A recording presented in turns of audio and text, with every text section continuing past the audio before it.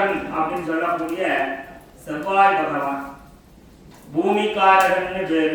இடம் வாங்கணும், வீடு கட்டணும், ஜாதகத்துல செவ்வாய் தோஷங்கள், செவ்வாய் பார்வை, செவ்வாய் புத்தி இதெல்லாம் இருக்கிறவங்க முருகப்பெருமானுடைய ஆலயத்திற்கு சென்று அங்கெல்லாம் துவரம்பருப்பு தானமாக கொடுத்தல், அன்னதானங்களை துவரம்பருப்பு தானமாக கொடுக்கிறது. இவ்வாறு கொடுக்கப்படும் பொழுது பூமியில கிருஷி என்று சொல்லக்கூடிய பூமியில சம்பந்தமான தோஷங்கள், வாஸ்து தோஷங்கள்லாம் நீங்கிடும், அந்த கட்டிட அபிவிருத்தியானது ஏற்படும் அப்படின்னு ஜோதிட சாஸ்திரங்கள் சொல்லப்படுது. அது மட்டும் இல்லாம செவ்வாய் தோஷம், செவ்வாய் பார்வையெல்லாம் இருக்கிறவங்க இந்த பொருட்களை தானமாக கொடுக்கப்படும் பொழுது தன்னால அந்த தோஷங்கள் நீங்கி அவர்களுக்கு வெகு விரைவில் திருமணம் கைகூடும் என்பது தின்னம். அதனால செவ்வாய் பகவான் மனசால பிரார்த்தனைப்படுகிறது. செவ்வாய் பகவானுடைய அதி தேவதையா இருக்கக்கூடியது முருகப்பெருமான்.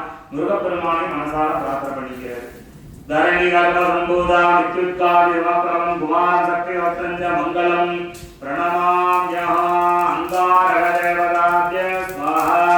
ஓம் சுப்ரமண்ய தேவதாசனாய ஸ்வாஹா. சுப்ரமண்ய தேவதா முக்தயே ஸ்வாஹா. சுப்ரமண்யாய ஸ்வாஹா.